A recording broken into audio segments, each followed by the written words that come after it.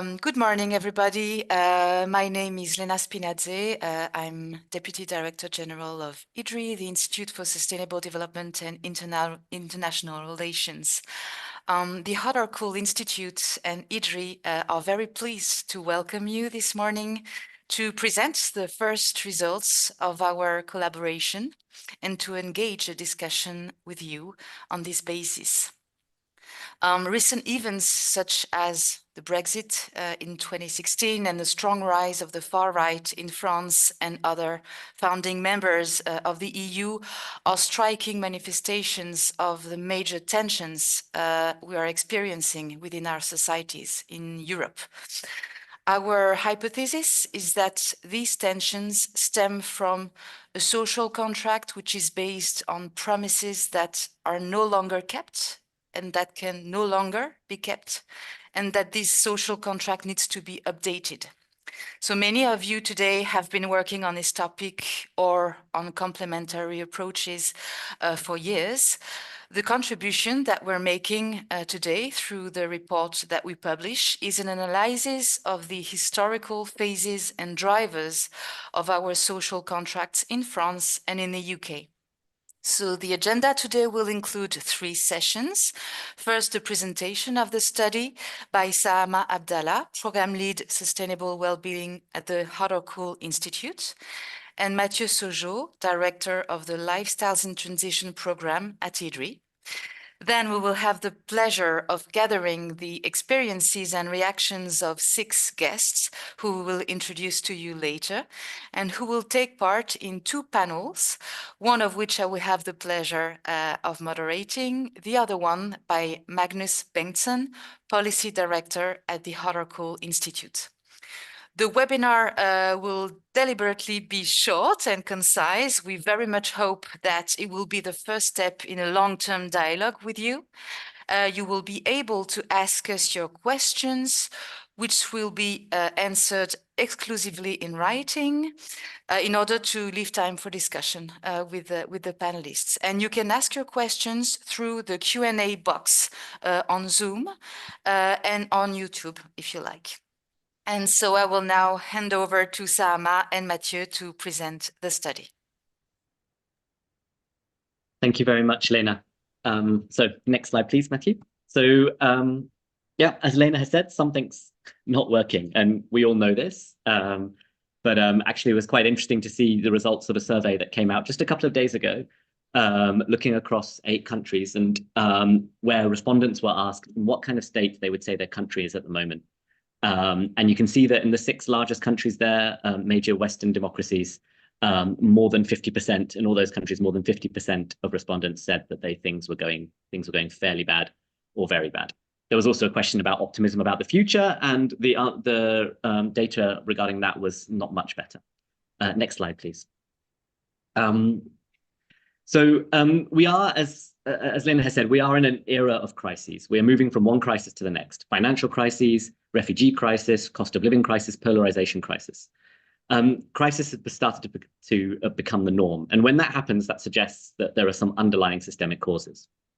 And then, of course, there's the most fundamental crisis of them all that we're facing, the ecological crisis. The politicians have done painfully little to address this last crisis, but often the little they have done has been met with stout resistance. I'm thinking about the Gilets jaunes, which you can see there. That was back in 2018, which seems like a long time ago now. Also the farmers' protests in Germany, Netherlands, and several other countries. And of course, the results of the elections, the European parliamentary elections earlier this month. Populists in particular have been weaponizing concerns about the socio-economic impacts of ecological legislation, restrictions on consumption, the fears about rising prices, and of course, job losses. And as a result, what we're seeing is masses mobilizing against the very policies that could indeed protect our livelihoods. So we want to try and explain this mess, try and understand it. And obviously, there are a lot of pieces to this puzzle. Our way of understanding this, our approach to this is to think about the social contract. And we believe that what's happening is that the social contract, which has held our societies together and has been fairly strong for the last 50 or 60 years, has already been broken. Citizens are no longer getting what they believe they are promised in this social contract. And many perceive that the policies that are coming in terms of ecological transition, things that we need to do to minimize our emissions, things in terms of sort of the industrial strategy, in terms of consumption, they believe that those kind of policies are only going to break the contract further. Next slide, please. And the sad thing is that we do actually have some quite good visions for a sustainable and fair future, for well-being for all, as I would put it. I would argue we've actually never been closer in terms of the work that we're doing in that space. The problem is, of course, how do we get there? Or even, not wanting to sound so utopian, how do we just move in the right direction? Particularly in the face of the political backlash we're facing at the moment and the lack of political trust in general. The first step, we think, is to recognize that the newer well-being economy isn't all cycling through green spaces on sunny days or meaningful jobs designing solar panels. I work a lot on the idea of win-wins, policies which are good for well-being and sustainability, but it's not all win-wins. There will be trade-offs and there will be winners and losers. The social contract framework will help us address that, will help us think about the trade-offs, help us think about the negotiation process, identify those areas which need to be renegotiated and make sure the process is fair. Only on such a basis can we move forward. Next slide, please. One way to understand what is a social contract. So one way to understand this is to think about the concept of a social contract in a microcosm. And Matthew shared this story with me, which I think is a fascinating story. On New Year's Day in 1864, 5 men, all from different countries, interestingly enough, were shipwrecked on an uninhabited sub-Antarctic island south of New Zealand.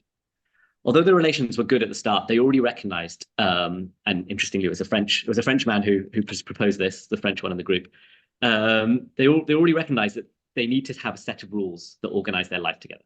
So they wrote a constitution, which had clear rules, and they even selected what they called the chief of the family. In effect, acknowledging that if they had absolute freedom to do whatever they want, that would not work. They needed to be governed. But they also included a rule in that constitution which stated that the leader could be removed if he abused his authority. So in effect, what they did was create a social contract where there was some kind of agreement between the ruler as such, the chief of the family, and the other members of that community. With this contract, they managed to survive over a year and a half before they actually organized their own rescue. So it's an interesting tale of how things can work when you start with a blank slate. A social contract, the idea of a social contract makes the sort of, as it is at the moment, is quite implicit. But when you write things down, it makes them quite explicit. And it also makes it easier to renegotiate the arrangements and the trade-offs that we are discussing. So next slide, please, Matthew. So what does today's social contract look like?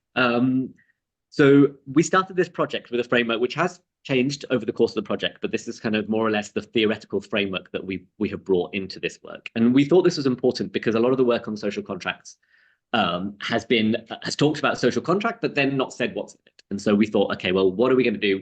How can we start explaining what's in this social contract? And we created this framework which has 4 pacts, which I'll just quickly go through before I hand over to Matthew. So starting kind of in a chronological order, the pact on the right, the Security Pact, can be in a way understood as the original pact. This is what Thomas Hobbes was interested in when he wrote the Leviathan. The idea that the sovereign state has, is supposed to protect us from physical threats, and that in exchange we accept that they have the monopoly over the legitimate use of violence within our state. This Security Pact, as Matthew will say, has been the logic of the Security Pact has been extended over the years to also include things regarding health and welfare. The second pact, I would say, is the Democracy Pact, and what we mean by this is the compromise that we have made in representative democracies today, where we accept that we don't get to actually make the decisions, the political decisions which shape our lives most of the time, except with referendums. But what we do get to do is to vote for the people who make those decisions. The Work Pact at the bottom there was necessitated by the process of industrialization, whereby the economic production became less something that was done in families or small workshops, but became something that was done in larger organizations, which had hierarchies and where workers were constrained in terms of what they're allowed to do in terms of their autonomy. But of course, in exchange, we get remuneration, and particularly in the welfare state economies in Western Europe, we get social protection. We know that if we aren't able to work, we're supposed to be protected. And then the last pact, perhaps, is the most kind of obscure and most tricky one to capture, is the consumption pact. We expect that we can consume, that we can satisfy our well-being, we can satisfy our needs and our wishes, any wishes we have, by consuming in the market. We expect that, and in return, we acknowledge that that not everyone will be able to do that to the same degree. That we accept that inequality will determine what kind of consumption each person is able to do, and we accept also a pervasive consumer pressure to consume, and this is kind of part of part of this consumption pact. These four pacts are interesting, and as I say, Matthew will tell you more about these later. But these four pacts are also interesting because when you think about them all, you can see that all of these are in some way threatened by either the ecological crisis or the ecological transition that we need to make. If we want to transit to a more sustainable society, that has implications for the consumption pact in terms of limiting our consumption. The democracy pact is important to think about, bearing in mind that when we think about the long-term decisions we need to make, our democratic system finds that quite challenging. And perhaps most fundamentally, if we go right back to the original pact in terms of Hobbes's idea that the state should protect us from physical threats, arguably you could say that states are already failing on that front because they're not protecting us from climate change. And this is a point that Rebecca Willis made quite eloquently a few years ago, and I think is important to reiterate. So that's everything on the pacts. That's the kind of the overall framework. And Matthew will tell you more about the history of how they develop. And I'll just quickly say one thing about, next slide, please, about the approach that we've taken to this project, just to show how this work situates itself in the wider work we're doing. So I've already just briefly introduced the framework, which is explained in more detail in the report. I can see that the link for the report is already in the chat, so you can already go and, well, don't look at it now, but look at it when we finished talking. Then the second stage was this historical review, which is the bulk of what we're going to be talking about today, what we're presenting today, the report that we've published last week, where we looked at the development of the pact in two countries, France and the UK. Work that's ongoing. Well, we've already done the work in terms of the next stage, the first thing on the left, in the orange box there, where we've done interviews and focus groups with the public. The idea is we want to understand how the public perceive the social contract today. What do they think the social contract is? And to some extent, how do they think it's going? After that, and sort of the next work in the pipeline is to think about supporting deliberative processes, to think about how we can rethink the social contract. We want to work on narratives and how we build new political narratives to reconcile ecology and social progress. And we're developing a dashboard where we look at what indicators we can use to measure success in terms of satisfying the social contract. So without further ado, I'll pass on to Matthew. Thank you, Sama. Good morning to you all. I'm very happy to be with you today. Of course, speaking from, as Lena said, speaking from France and the particular context we are living, this gives certainly a certain light to what we're presenting today on our social contract. So my mission is to share some of the results of the study with you in 10 minutes or so, and to inspire you to take a closer look at the study. So just to say that once the historical reviews had been carried out for the four pacts and the two countries, we try to take a step back and to get an overall view of our social contract. The first thing that struck us was the kind of imbalance gap between two pacts that are constantly pulling us forward and attract a lot of attention, consumption and security, and two pacts that seem, on the contrary, to be fairly static or neglected, as I will explain. And in both cases, this makes it harder to keep the promises of our social contract. So let's start with consumption. It's something that has become absolutely central in our social life and social activity. We now expect to fulfill promises that we used to expect through work or democracy via consumption. For example, we are asked to contribute to common good via ethical consumption. We look for social status with consumption. We experience sovereignty as consumer in markets. For all, consumption is a never-ending race because new services and objects constantly renew and raise consumer standards. For middle and low-income households, they are put in an unbearable situation, especially with the cost of living crisis. To say it in simple words, as already said by Sama, in a lasting unequal society, the promise of the Consumption Pact cannot be held. On its side, the Security Pact has historically seen the creation of numerous institutions, rules, services, and rights to reinforce security in various areas of life, health, food, work, civil protection, etc. And this has been an important path for social progress. But it has gone also with an ever-increasing sensitivity of society to risk. It can be seen as a good thing, but also that is sometimes not so easy to deal with, and it won't be in the future. Moreover, something that is very important and that we see through our framework is that each of the pacts that Sama described actually contributes to a feeling of security or insecurity. Job insecurity, the ability to meet consumer standards to feel socially secure, democratic rights. And so when those various pacts go wrong, it contributes to a feeling of insecurity, as we can observe the outcomes in several European countries.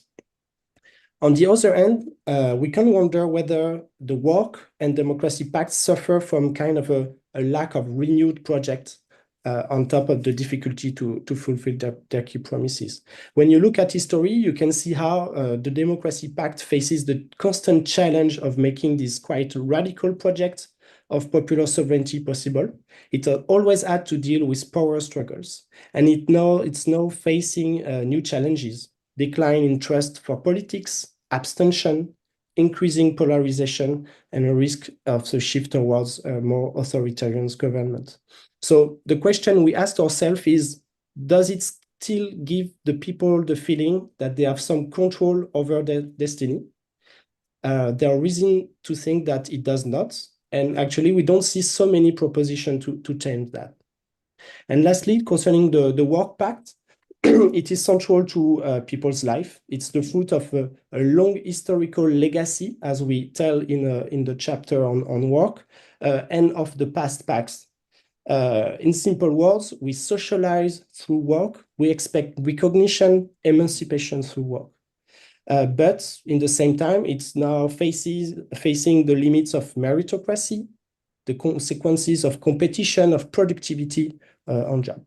And the question we ask is, have we really realized the consequences of managing jobs and human in such a way that they are increasingly seen as commodities to be optimized?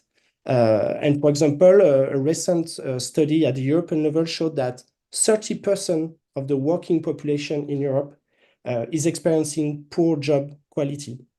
We know also that job insecurity, work poverty is a reality for many. So basically, it is now part of an implicit work pact. But has this really been discussed and negotiated? And also, what is now the renewed project behind work? Why do we work? It was in the past for reconstruction. It was to build prosperity and progress, but what is it now? So overall, when we looked at these different chapters and pacts, we can wonder, is the rationale underlying the promises of these 4 pacts no longer relevant, or still able to deliver what we expect from them? And also, shouldn't we invest more in the Democracy and Work Pact? Of all the things we learned during this exploration, I'd like to highlight these 2 needs, autonomy and security, because we think that they are key collective outcomes of a functioning social contract. Why? Because they seem to us to be key to understand what our societies are going through at the moment. And because there are key promises also of the modern period. We can also see how autonomy and security contribute to human needs, to well-being. I spoke just before about security, so I'm going to focus here on autonomy. If you read the report, you'll see that in this work, we have preferred to talk about autonomy rather than freedom. And if we do so, it's because we think that when you talk to autonomy, it comes down to something that you build collectively, as history clearly show. It has been collective fight that have built conditions for autonomy rather than freedom. And we know that when you have a debate about ecological transition, you very often have this obstacle of protect freedom. So it's often presented as something that pre-exists and has to be protected. Actually, when you talk about autonomy, you talk about the real situation and processes that will determine whether or not you have the ability to manage your own life. And we think that that is the key. And that is something that you can understand through the 4 pacts. Let's take an example. A study has just been published in France that shows that a lack of autonomy at work significantly increases abstention in elections, while the ability to express oneself at work steers people away from voting for the far right. So for us, it shows the importance of this concept here through its political consequences. It also shows the interactions between pacts that we need to take care of. In this case, the links between work and democracy, something that we don't discuss enough. So today we can see how difficult it is for failing pacts to provide this and the impact on our societies. We think that we need to reclaim those values, those principles, but also to translate them into an ecological project. Today, it's hard to formulate an ecological project that talks about autonomy and security. It's even the opposite for autonomy, as ecological policies are accused to restrain freedom. So it's really seeing that it's something we need to work on. So maybe like to put it very shortly, the point here, I must say, is not to take intentionally negative view of the situation or of the current model, but to observe that a social contract is a dynamic system and it eventually runs out of steam. When the system breaks down, when promises are not kept for a significant proportion of the population, then we have a problem. And we want to make the point here that weakening the social contract is far from harmless for our democracy, society, and economy. Why? Because if we return to the basic concept as presented by Sama, it symbolizes the collective rules that must be respected to make the constraint on our freedom legitimate and acceptable. Behind the pacts, there is also a form of social contract between elites and the rest of the population. So it seems to us that taken together, these elements seem to be a good way to understand what's going on. The good news is that our social contract can change, as our historical review clearly shows. No social pact is inevitable or natural in the sense that it is self-evident or could not have been conceived otherwise. It's always the result of choices derived from a diversity of possible projects for society. So we think that the constant possibility of change is a powerful political lever. And to conclude, as you can see with this study and this presentation, the idea for us, IDDRI and Hot or Cool, was really to take a step back and understand the past and the present before projecting ourselves into the future, to better understand the political and social condition in order to think about the implementation of the ecological transition. And we see our work as a kind of a template for this new conversation about the ecological transition. And at the heart of this template is the idea of pacts, of compromises, of deals. We are convinced that they must be revealed so that they can be renegotiated. So we know that we have to organize complex democratic processes and debates for implementing this project, and we think this framework can help. So for us, this report is only a beginning, as said by Sama.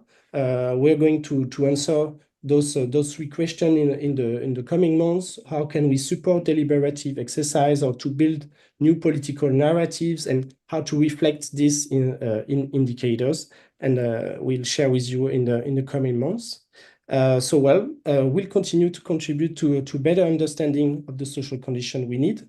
We think that this social contract concept can help us on this journey. Thank you.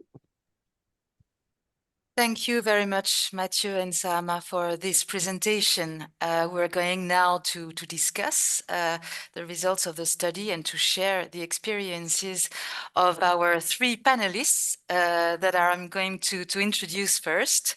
Claire Bulger is the Director of Strategic Foresight at the European Climate Foundation. The foundation is a major philanthropy which strives for a people-centered and socially responsible climate transition in Europe and around the world, and which supports over 700 partner organizations. Oliver Greenfield is the convener of the Green Economy Coalition. The coalition was born at the heart of the UN system after the failure of the Copenhagen conference. And really its objective is to take the green economy mainstream. Philippe Pochet is visiting professor at the College of Europe in Bruges and affiliate professor at the Sant'Anna College in Pisa. Philippe was the general director of the European Trade Union Institute from 2008 to 2023. The European Trade Union Institute is the independent research and training center of the European Trade Union Confederation. Thank you, everybody, for being with us this morning.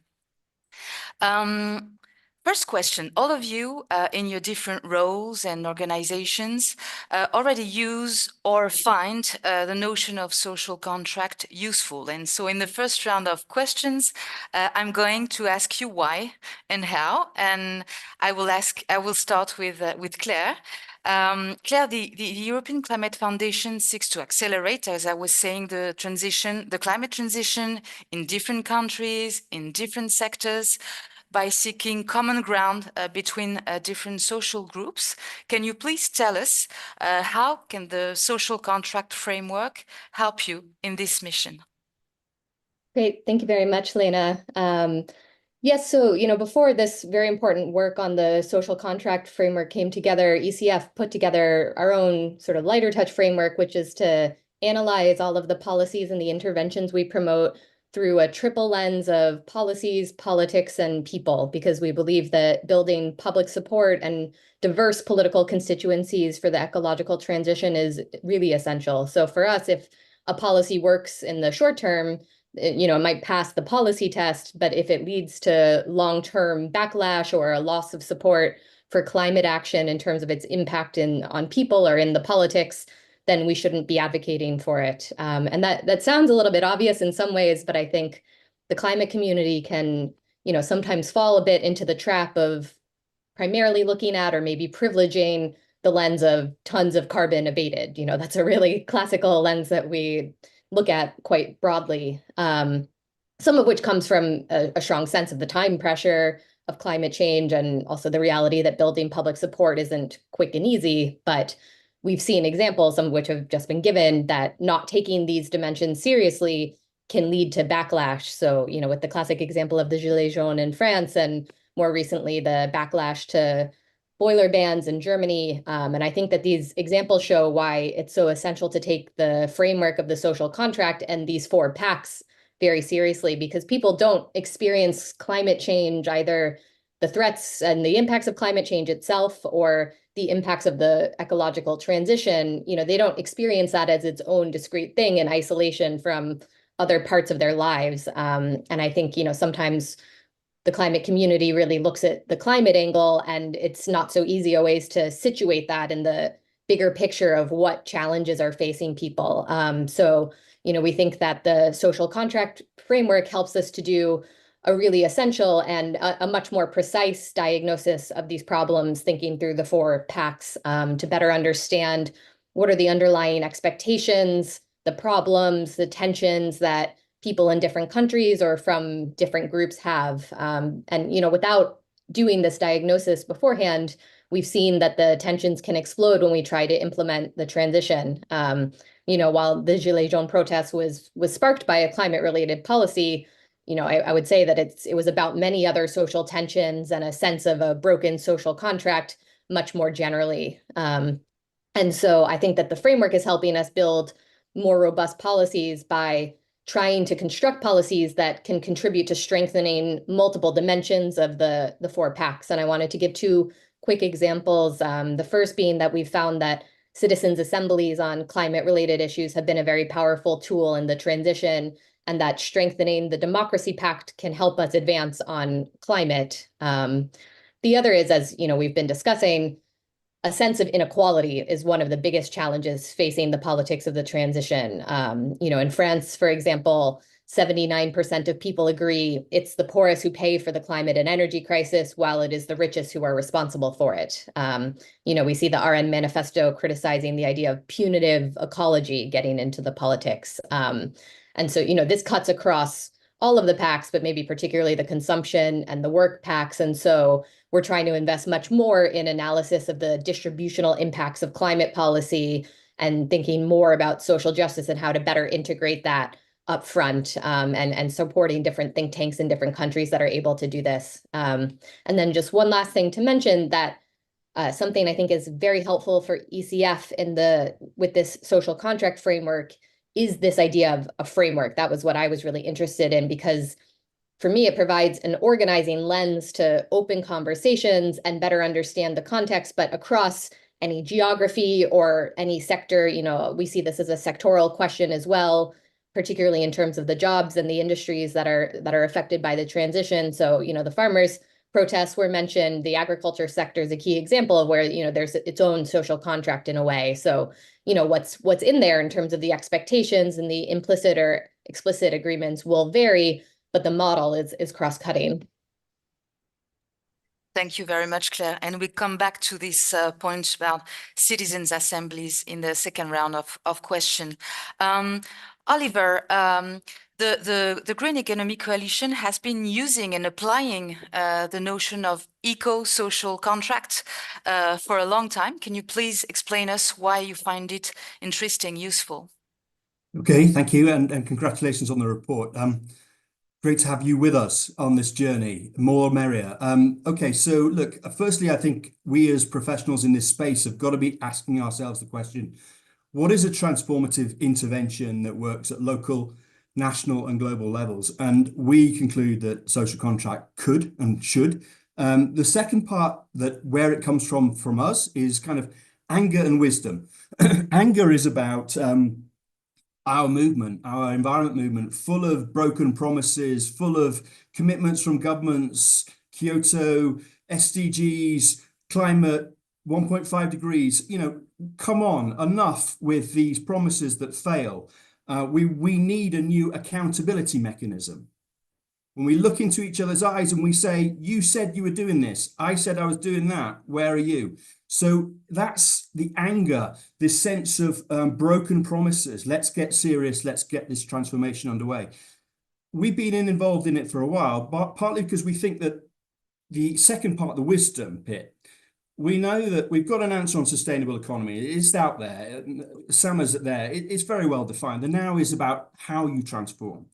And I think that very clearly, when you look at what transformation means, it's predominantly behavior change. Policy is catalytic.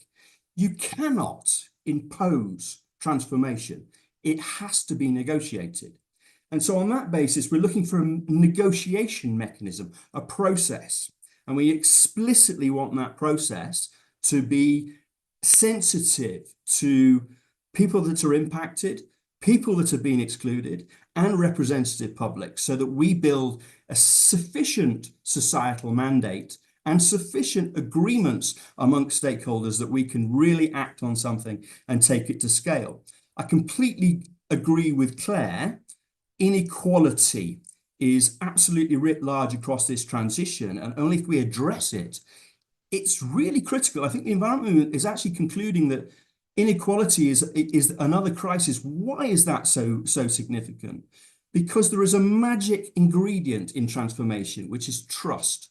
And trust is breaking down, and trust is directly correlated to growing levels of inequality and also growing lack of or failures on aspiration. So that sense of rebuilding trust as part of this negotiation process is fundamental as well. So we've got all those, and you can't have trust. You're not going to go on a journey which is painful and difficult unless you trust those leaders that are with you. So we need processes of negotiation, new mechanisms of accountability, and a sense that we are all in this together and that we're all going to do something and we're all going to look into each other's eyes, be a policymaker, a financier, a banker, a women's group, a youth group. We're all going to tackle this and we're all going to pull our weight and we're all going to look each other in the eyes and say, we agreed this, let's get on with it. So that's why we think it's important.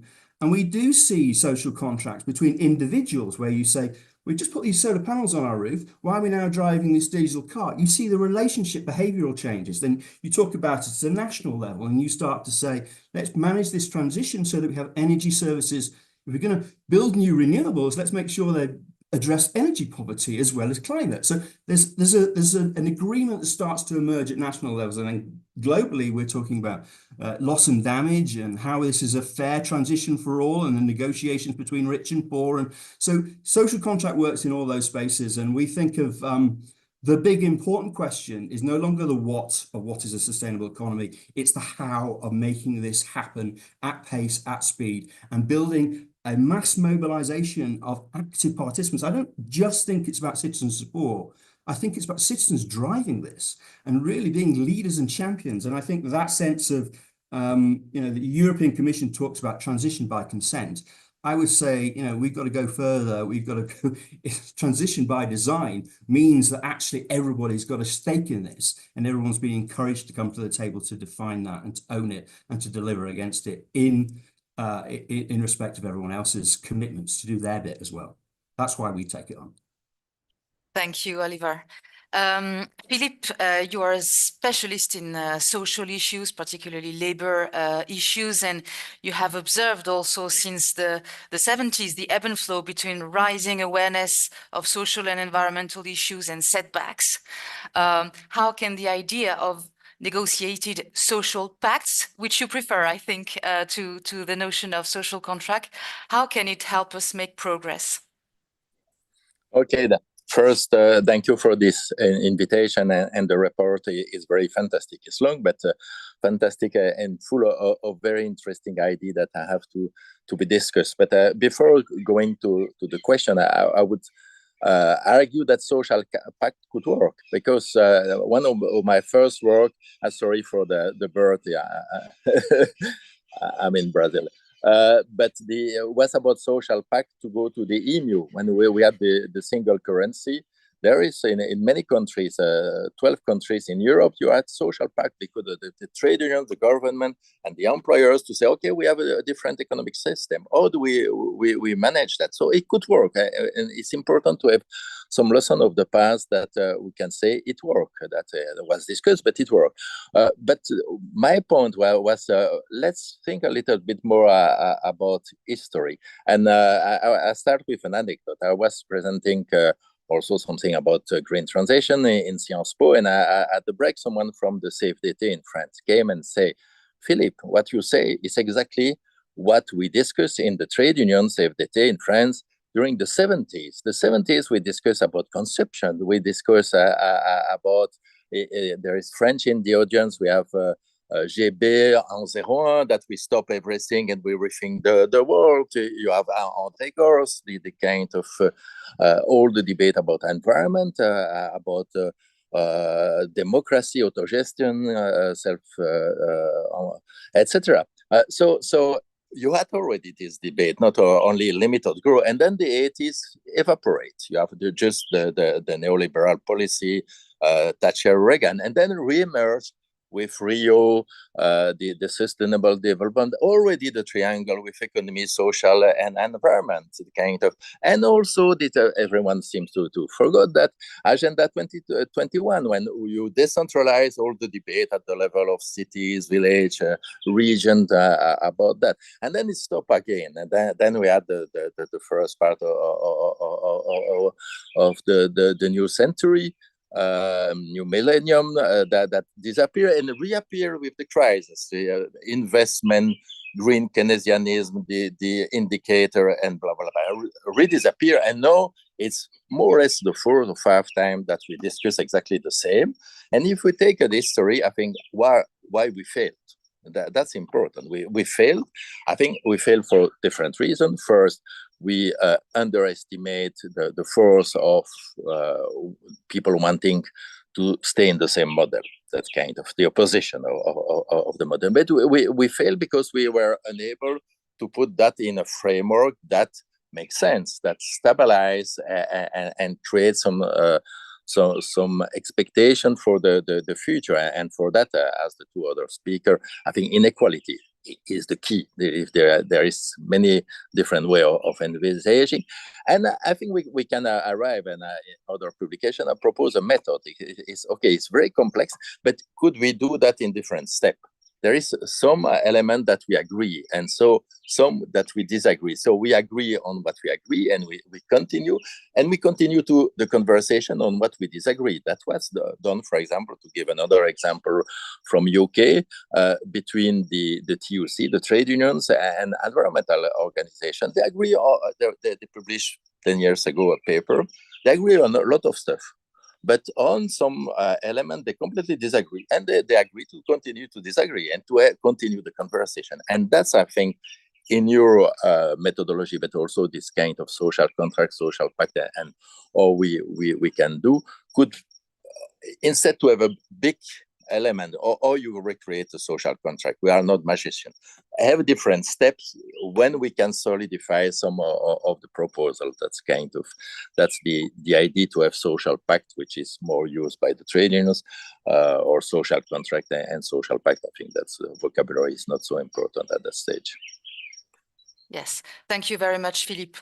You have all mentioned citizens' assembly, or more broadly, negotiation processes, as a really key process for rediscussing, redefining all our parts of our social contract, and also to build trust, as you were mentioning, Oliver. So this second round of questions will be about concretely the key success factors for such processes, discussions, negotiations.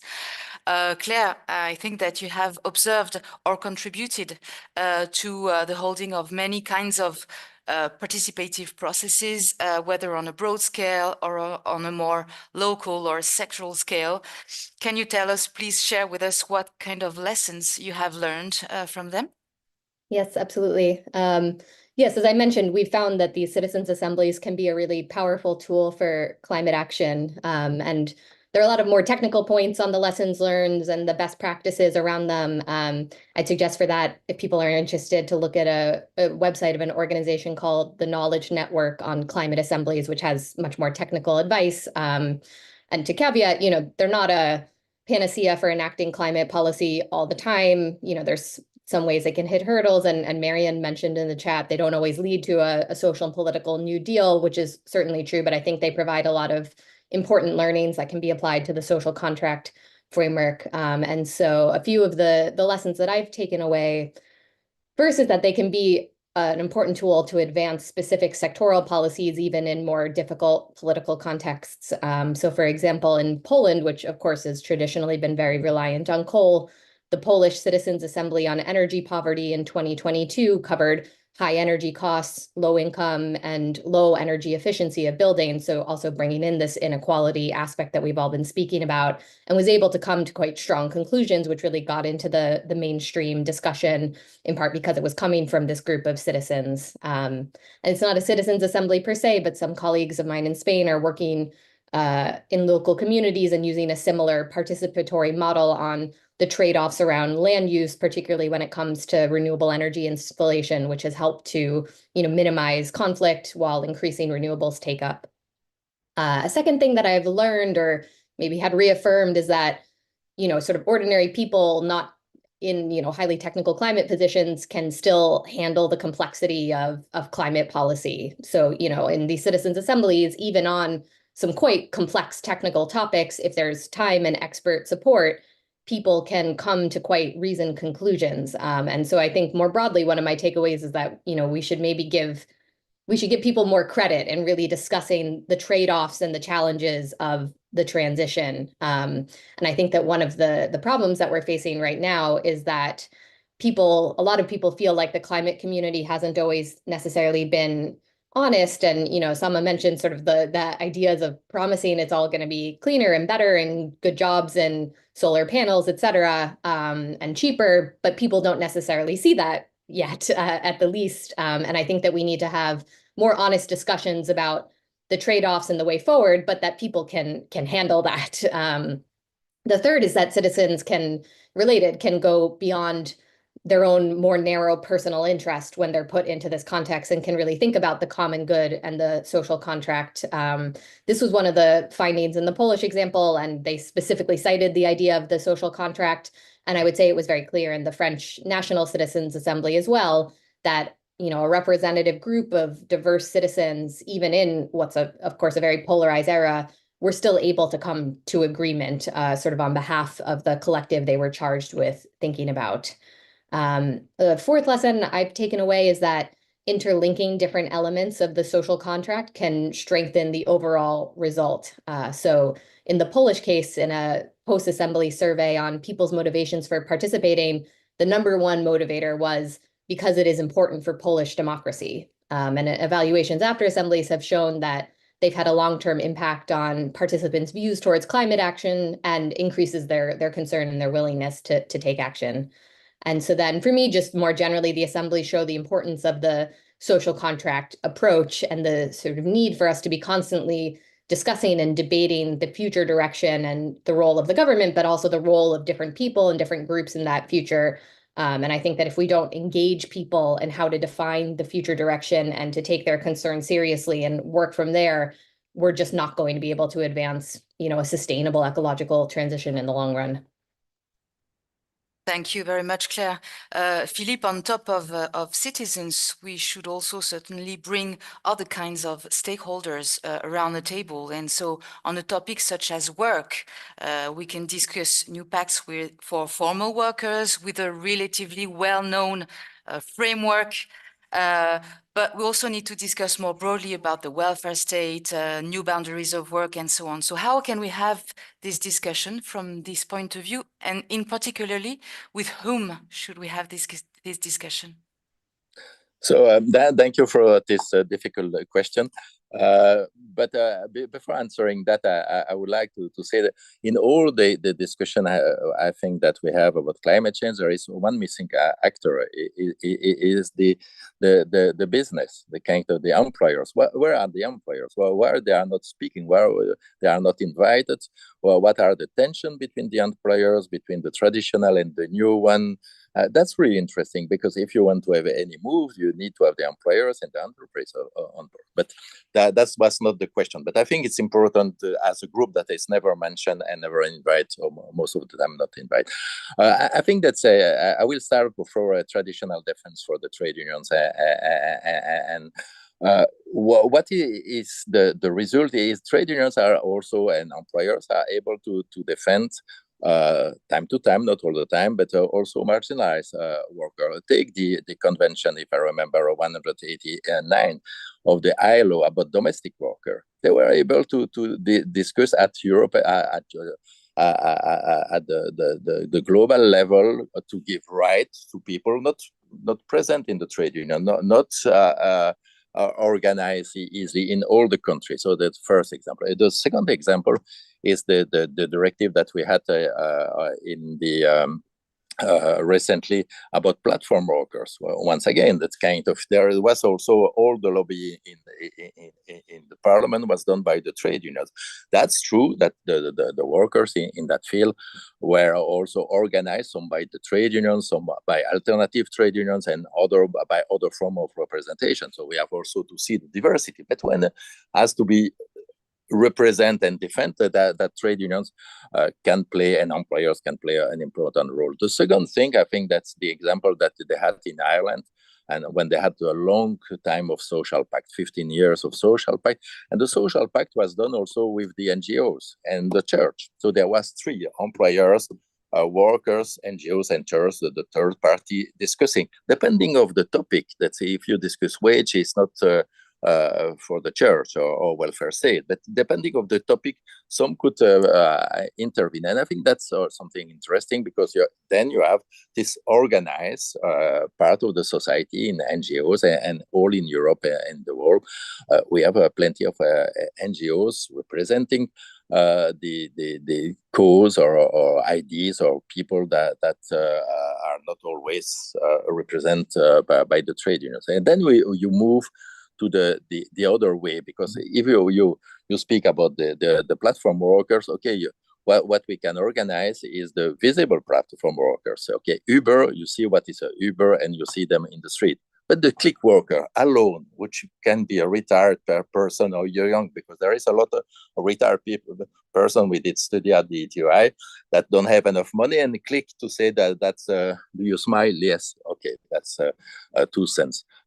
Or we represent that. And I think General Assembly, the contrary perhaps of the idea, is not to convince people that they will have a good solution, is to see what are the emerging problems that's the people explain it, and not to we don't have to teach them that they should be against the car or blah blah blah.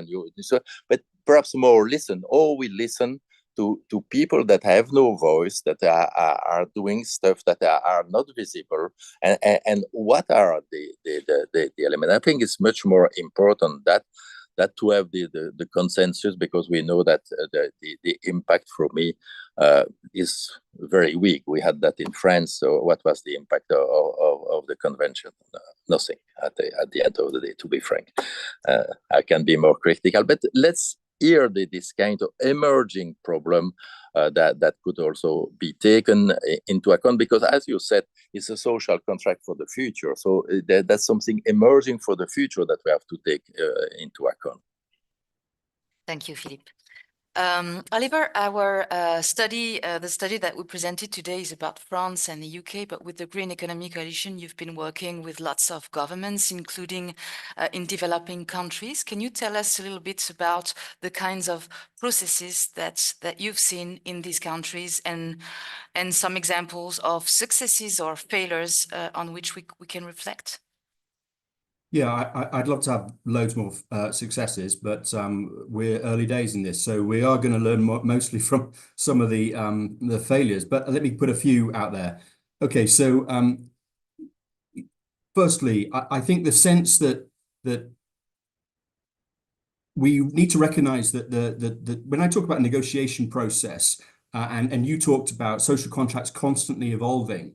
And I agree with that. We need to we've understood social contract negotiation process being on a sort of spectrum of reactive to proactive. And what I mean by that is you step in when you don't like something, you take your government to court, like the German youth did, that put too much emphasis on future generations to cope with this, or your elderly women, and you know that heat puts more effort, impacts them more, puts them at risk more. So you take your government to court, there's a renegotiation. Or you go right down to the proactive state, and you do what Chile and Nepal have tried to do, change the constitution in order to manage this transition. And somewhere in the middle, there's citizens' assembly, citizens' juries, there's a bunch of stuff. Citizen budget making is a really interesting one as well. So there's a range of spectrums. We have a report on that, different mechanisms. So I just want to say that first of all. Lessons learned.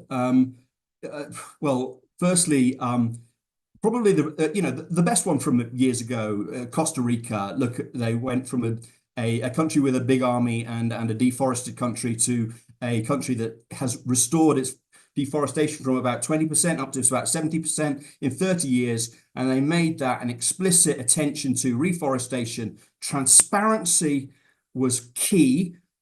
And inequality was addressed. Who gets the money to help restore? And now that country is a prosperous country that builds on its forest value. Forest and green go together. Prosperity goes together. It was accountable. It was transparent, and it addressed inequality. We want to see robust process. And I think that European Commission might wanted to have done its Citizens' Assembly in advance of its Green Deal rather than after. So I think the second thing is really don't decide what you're going to do and then try and negotiate it. Get the negotiation process as part of building what you're going to do, where you're prioritizing and how you build that societal support. I was just in a meeting yesterday. There's a new model being helped be created for finance ministers for how to transition more quickly and what to do. There's a new category in the spreadsheet of modeling. How likely is this to be owned? How likely is this to be resisted? How likely is this to be successful? Build that proactively, I think is the lesson learned here. Let's start to get that sense of ownership. There's another thing that's really key here that we put forward in social contract is attention to who has historically been missing, so that you build a broader, wider support. So be attentive to women, be attentive to youth, and be attentive to nature, because nature has not been at this negotiation table and needs to be there and needs a better outcome. I think another lesson that I would say, so my lessons are do it in advance rather than afterwards. Be attentive to who has been traditionally excluded. And then clearly the third one is about impacted communities. You know, huge amounts of money are now going to just transition processes. And again, I just sort of emphasize, we support just transition. It's absolutely central. This is a broader societal understanding, social contract. And it doesn't just say, we're just going to talk to miners because we're cutting down coal mines. We're talking about the broader economy, which allows us to think where the miners might go as jobs, where the miners might reskill us, and that societal ownership of the broader transition. If you just do it sector by sector, you might lose some of those opportunities and synergies.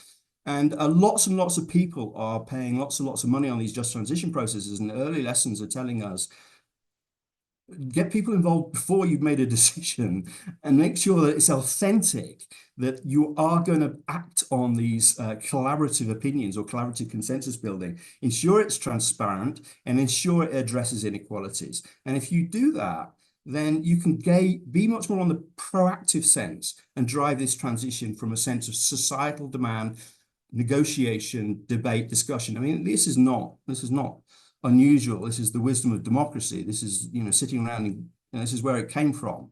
You know, let's go back to that. Let's see if democracy is up to this moment. Let's stretch democracy rather than ignore it. And I think that's what we're applying here. So that's where we think the lessons learned are. Some of the failures, they're less obvious, but I think certainly if the European Commission wants to make the European Green Deal successful, it's more likely to be successful when it's rooted in communities rather than it's rooted in Commission. And that means negotiation, providing better solutions for people that they own themselves. And we are at the beginning of a new cycle, so it's certainly the good moment to do so. Yeah. Thank you very much to all of you for very enriching analyses and examples which show us concrete ways forward. Thank you so much. I would now like to hand over to Magnus Bengtsson, who will be moderating the second panel. Over to you, Magnus. Thank you so much, Lena, and good morning to all of you who are with us today. And a very warm welcome to our three panelists on the second panel. And I'm very pleased to have Magalí Brosio with us from the Zoe Institute, the Institute for a Future Fit Economy, who is based in Germany and who is working a lot with EU policies and politics, and often from a gender perspective. We also have Julia Steinberger with us, who is a professor at the University of Lausanne, and who is one of the IPCC authors and who is co-leading, I should say, a large research program on degrowth. And we also have, last but not least, Jo Swinson, who has a long political career behind her, but who is now director of Partners for a New Economy. And I'm really looking forward to have this opportunity to pick your brains for the next 30 minutes. So as an opening question to all three of you, I'd like to ask you, neither of you is using currently the concept of a social contract in the work that you do, although you are all working actively towards how we could realize a new economy where we can live well within limits. But I guess that you base your work on some sort of theory of change. You have some ideas about what could be more important levers than others. And I would be curious to hear from each of you how this idea of initiating dialogues with citizens on how to renegotiate the social contract, how that could contribute to the transformation that we need to go through in the coming years and decades. Magalí, maybe you could go first. Yes, of course. So first of all, thank you for organizing and hosting this very interesting conversation. And I really want to emphasize the timeliness of your work on a new ecological and social contract. As everyone said already, we are experiencing multiple and overlapping crises because of the structural flaws in our economic system. So we really need to invest time and effort into addressing the root causes. And I find that the concept of a social contract offers an interesting entry point to tackle this task, especially if used not only as a lens to understand the existing rules that govern our societies, but as a tool that can be mobilized, right, to foster change. And as you rightly point out, at SOA Institute, we don't use this specific framework, but while reflecting on your work, I found interesting connections that I think are worth exploring in more depth. So for those who are not familiar with us, SOA works towards economies that are individually, socially, and ecologically sustainable. And we see specifically in public policy a key tool to advance this goal. Me in particular, I lead our work in Wise Horizons, an EU-funded initiative in the area of beyond growth and beyond GDP. And as part of this project, we recently spent several months trying to understand why, even though our current dominant narrative built around economic growth as the ultimate marker of progress and prosperity has been heavily criticized for decades now, none of the alternative visions really have had a strong and tangible impact on public policy at national and international level. And perhaps more importantly, what is needed for an inclusive and sustainable well-being narrative to be really crystallized into actual policy. And while I don't have the time, of course, to go into the nitty-gritty of our theory of institutional change, let me summarize the main aspects for you. It involves 4 stages, and each of them builds on the previous one. So first of all, we have the development of a coherent paradigm in which concepts and language really start to converge. The second point is its translation into the technical infrastructure, that's metrics, models. Third is the governance level in which these metrics are then used for purposes like allocating budgetary resources. And fourth and last, we have the formulation and implementation of policy programs. And I will see a lot of point of connections, of course, across this path and the concept of social contracts. I think it is particularly useful to explore the first step, the development of coherent paradigm. As part of this project, we have hosted several co-creative labs with individuals representing different types of stakeholders, involving different perspectives, different and diverse perspectives and expertise. And in those labs, we really spend time unpacking the concepts of well-being, inclusion, and sustainability, trying to understand what they look like in this for different people and in the context of their everyday lives. And what policies were needed to achieve those goals. And in this process, we found that while it was very easy to identify synergies, win-wins, facilitating conversations on trade-off and tension was still challenging. And I want to echo something that I think Sama already said in the introduction, that I agree that in this context, the concept of social contract as an approach really emerges as a very valuable resource and language and framework to address some of this difficult yet necessary discussion, because an honest acknowledgement of what needs to change and who will bear the burden creates really a more solid ground for all the work that is needed to put in place a well-being economy. Thank you very much, Magalí. Next, I turn to you, Julia, and I'd be interested to hear your thoughts on how this idea of looking at a contract or pacts between the nation state and individuals resonate with your theory of change, your way of thinking about kind of a pathway for the transition, the transformation we have in front of us. Thanks so much, Magnus. And I have to say that this idea of the social contract as some kind of macro negotiation between state and citizens is not how I would say that we understand through the kind of research that we have been doing how we have gotten to our current situation. So I think that in terms of understanding our current predicament, there's something that's really in terms of the reality of the historical trajectory. I think that one of the things that we've been looking at much more strongly is the role of specific industries and specific private players in shaping the way that our economies, production, consumption, and governance systems happen and work out in the real world. And in particular, the fossil fuel industry, the automotive industry, they have pushed certain modes of economic thinking, certain modes of economic practices, certain forms of overproduction and overconsumption into our economies. And also, to be completely honest, they've also pushed certain ideologies and political positions, such as the fossil fuel industry being involved through its think tanks in teaching economics and developing economic curricula in schools. So, for instance, in the US, so we basically see that our current situation is very much shaped by those industries, and that in order to transform our economies and our societies in a more sustainable and democratic and more equitable direction, what we need to do is we need to transform what we call provisioning systems, which we see as the sort of building blocks of the real economy. And in order to do that, it's going to take a lot. And in particular, what we're putting forward is this vision of the democratization of the economy.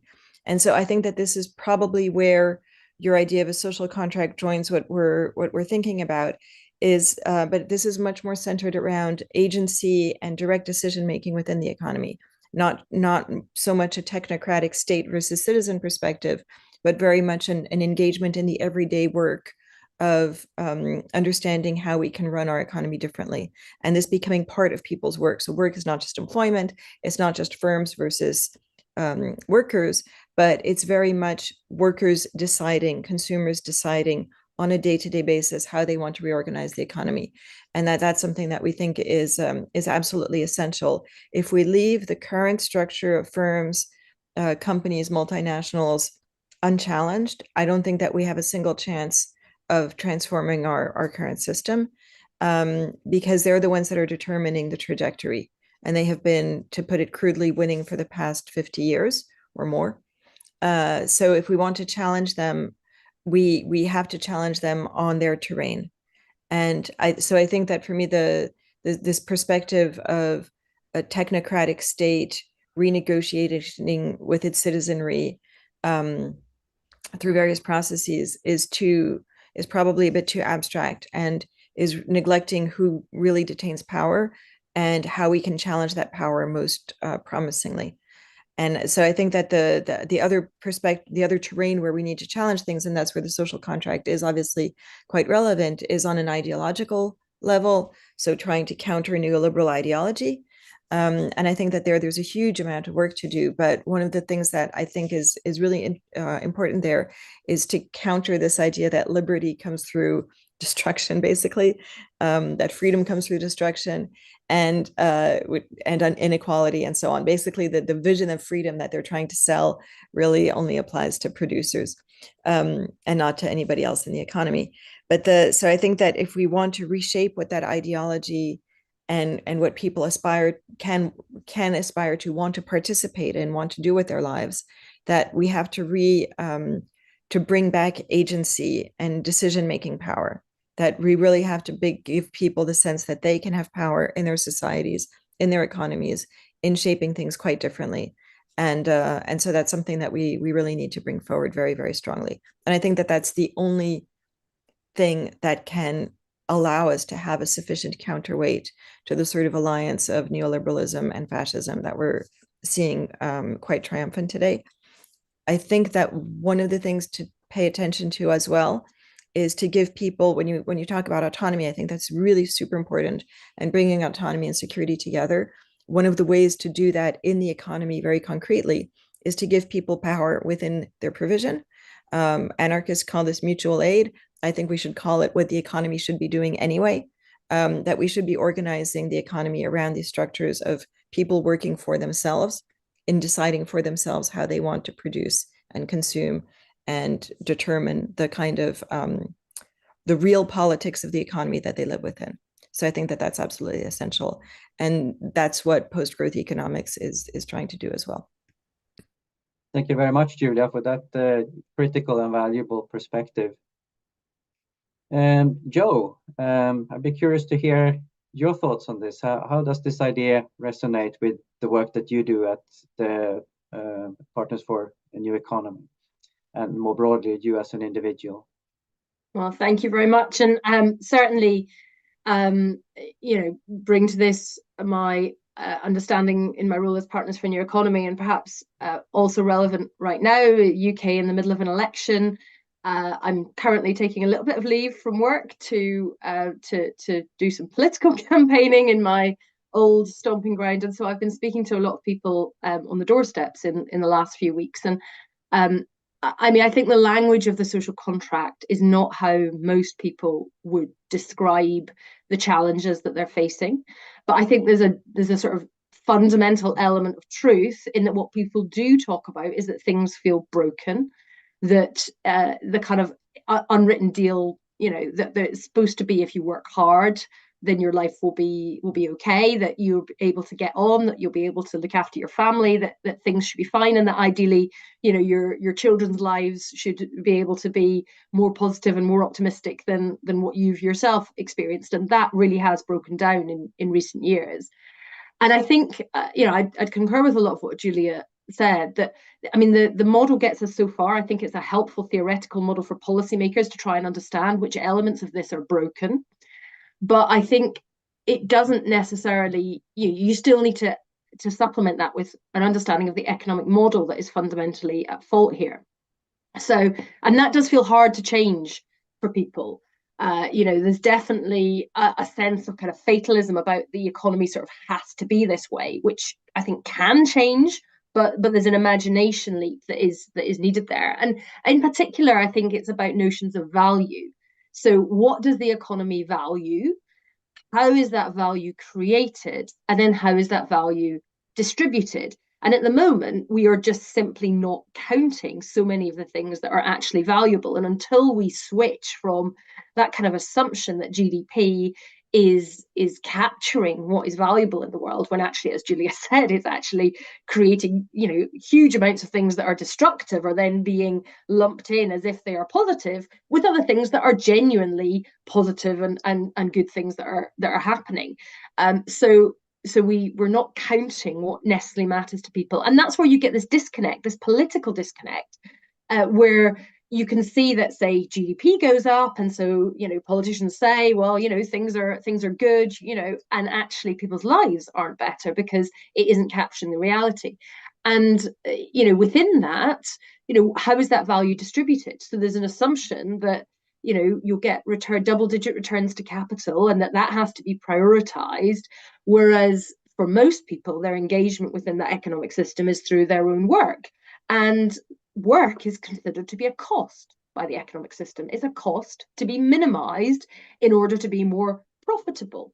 But actually, the value of people's time is therefore something which is not being properly valued. And so if you have a system where people are having to work not just a full-time job, but then maybe another job on top of that in order to make ends meet, then you have a fundamental problem with that system, because you're not valuing things which actually matter to people, such as the time that they have.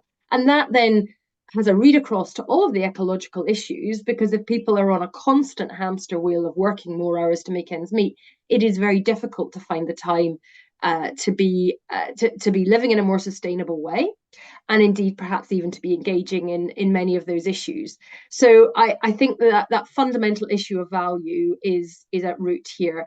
And then the final thing I would just say is about the consumer pact. I'm kind of sold on the other elements that you outlined of the social contract on democracy and work and security. I think these are basically part of things which people have kind of accepted. But I'm not really sure that consumer pact is as it's outlined. And I also think that the kind of consumer framing is one of the challenges with our democracy, because when you're in a democratic system where voting is approached as if you're buying washing powder, like, what am I going to get for this vote? Then it becomes very difficult to actually engage with broader long-term shared challenges. because it's not about, you know, you give me your vote and I give you X, Y, and Z good things. So it's kind of missing the complexity of some of the issues. And I think that's been a problematic element of our politics, also in encouraging people to think of it as a truly transactional, you know, once every 5 years type of interaction, rather than as a kind of active, committed citizenry with, you know, agency and say over what is actually happening in between elections, while clearly, you know, most people would like you know, to have some representatives, so they're not having to, you know, be thinking about politics every minute of every day, but equally that it's something which isn't just you know, a once in every 5 years and hope that the people you elect get it right. I think a more engaged citizenry is definitely part of the solution. Thank you very much. And we fully agree that the consumption pacts is the most problematic, and we have also been struggling with how to phrase it and how to make it fit in with the other agreements that we have there. I would now like to ask you to elaborate a little bit more what you have been talking about, and I ask some individual questions to each of you. Magalí, you work quite a lot internationally, and we are living in a world that's very much globalized and networked, and to have these discussions around social contracts within each country,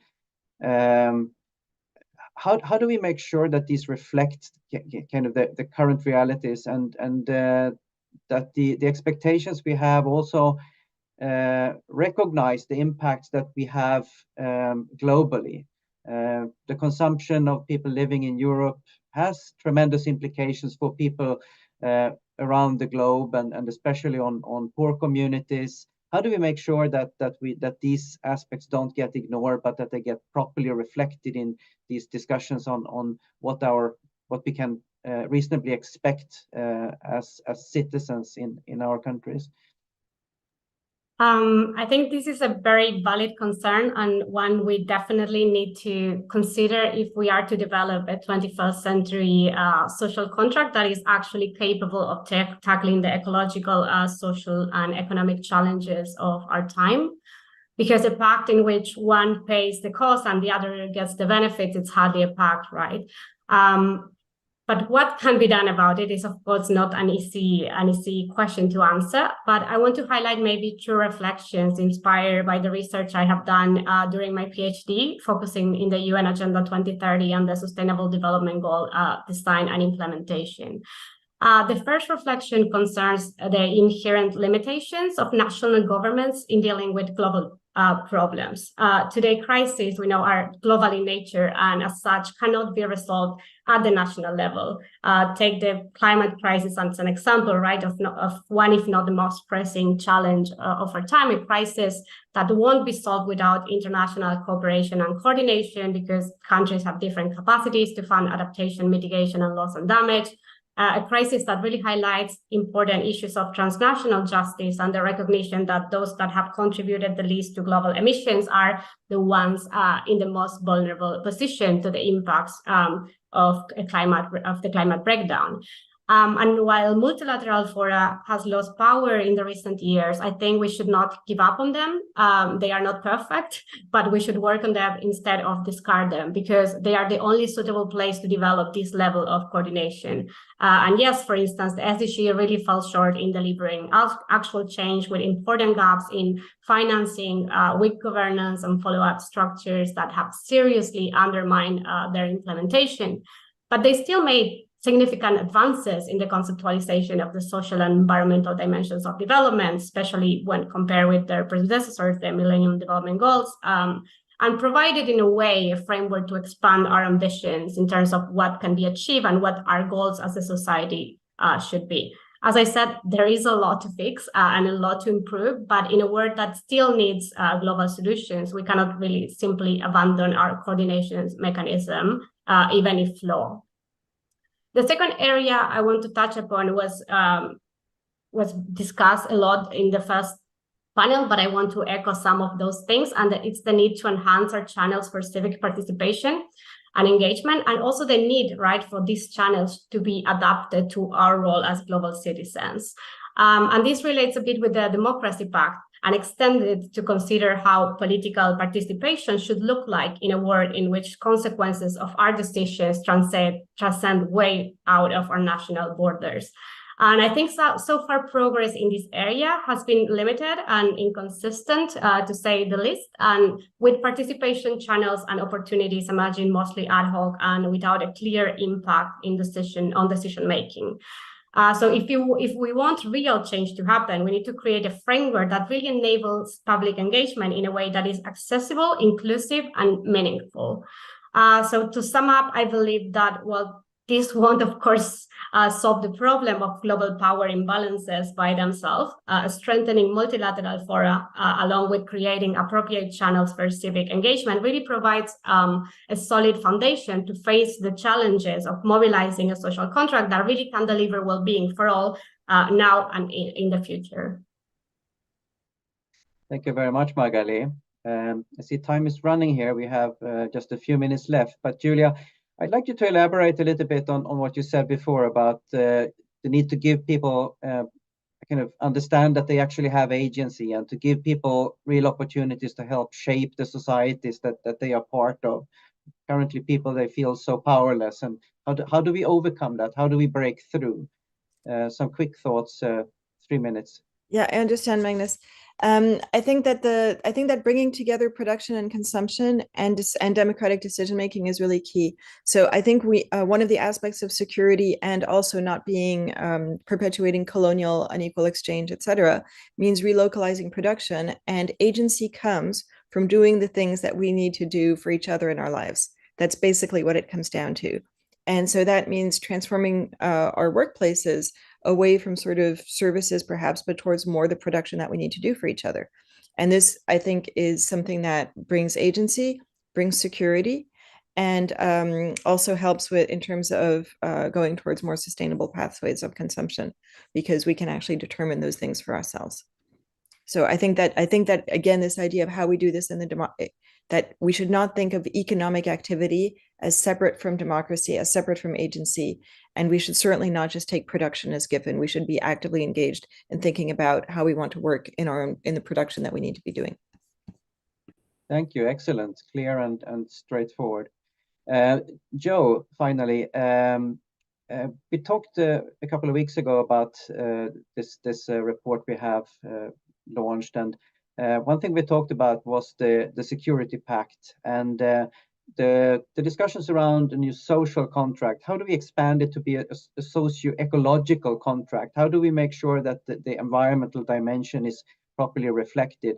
And how do you think we can build on the security element of the kind of traditional social contract and the obligation of nation states to look after their citizens and their well-being and health?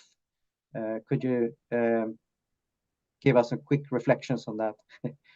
I think this is a really interesting area, because I think if you ask most people how they conceive of that security frame, they would initially think about defense, the military, an unstable world. We've obviously had, within Europe, the invasion of Ukraine by Russia in recent years. We've had the, really troubling situation in the Middle East, places right around the world where you've got conflict. And that's obviously one of the immediate ways people think about security, and incredibly important. And indeed, where many of the foundations of our existing social contract were created in the post-World War II period, where they became understood in that kind of way with social solidarity.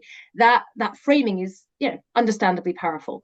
I think if you look at the 21st century and where the security threats will come from, then clearly those will continue to come from geopolitical instability, but the ecological drivers will also be significant, both in and of themselves in terms of natural disasters, water scarcity, food shortages as a result, and also in the kind of conflict that can be provoked and intensified by those different factors. So I think if you speak to people within armed forces, for example, they are recognizing within their risk registers these ecological risks. But I think in the kind of wider narrative about what security means, that hasn't yet permeated. And I think it should, and it's important, because not only does that help to create the case for why action is necessary, for people to understand it as something which is about their very security, but it also, I think, helps to deal with some of the problems in terms of the polarization of these debates. Now, in a European context, the environmental debate is not as polarized as it is in a US context, but there's definitely actors that are trying to push it in that direction. And particularly those actors are often either on the centre right, but also, of course, on the far right. And so I think that security frame is one which speaks to people on that part of the political spectrum. You know, one of the reasons why we need to become much better at how we use energy, yes, renewable energy, but also just using what we have much more carefully, thinking about it, being efficient and cautious with our use of energy, that's also a national security issue. Right. And to be able to make that case, and we've had the very tragic reasons for doing that in a European context since the invasion of Ukraine, but that's also an opportunity for us to see that in that way, as almost as a patriotic thing to do, to be using energy very carefully. And of course, that's one of the most important things that we need to do. So I think the security frame is really important to help to counter the polarization, and also to make sure that these issues are really understood at the kind of fundamental existential level that these threats face. Because, it's almost like, the pandemic came as something that was very immediate, and people understood that threat to them and their loved ones, next week.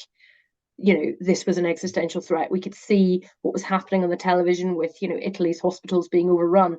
I think the problem with the ecological crises is that it is a bit more like the proverbial frog in a pot of boiling water. We do see the wildfires, the heat waves and so on getting worse, but it also is more incremental, feels more abstract, feels more future. And so we need that real clear security framing, including by some message carriers who are, army generals and so on, who will bluntly speak to a different section of the population and help to make sure that this can be taken seriously right across the board.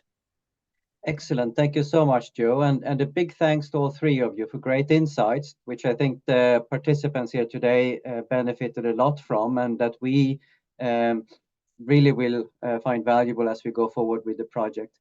So a big thanks once again. And I now give the word back to Sama and Matthew for a quick wrap up. I think we have a couple of minutes left. Thank you very much, Magnus, and thank you, the three of you and everyone else, for speaking, all the panelists. It's been great to have you all here.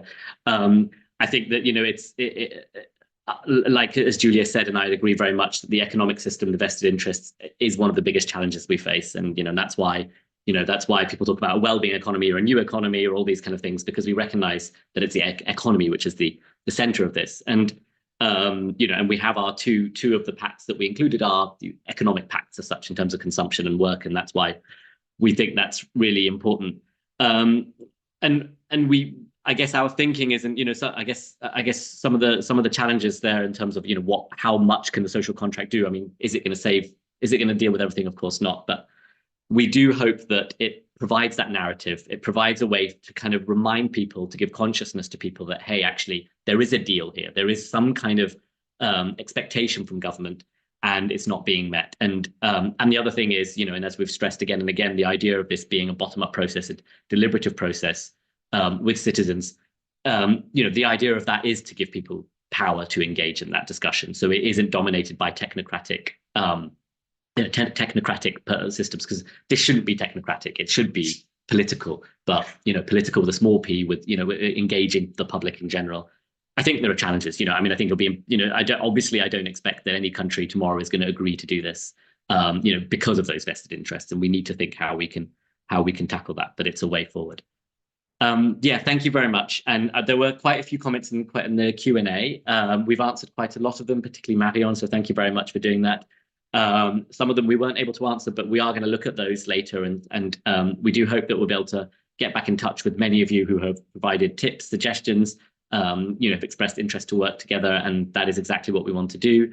The next report we do will be on the empirical work we've done with the interviews and the focus groups, where we've spoken to normal people to ask them how they see the social contract, and some of the things that have been said today reflect some of the things that we've heard from people as we've spoken to them. So it's going to be very interesting to to bring that to you and other people in this field when we publish that in a few months' time. So unless any of my colleagues from IDDRI want to give the closing word, then I think I can say goodbye to everyone, and thank you very much for attending, especially to the panelists.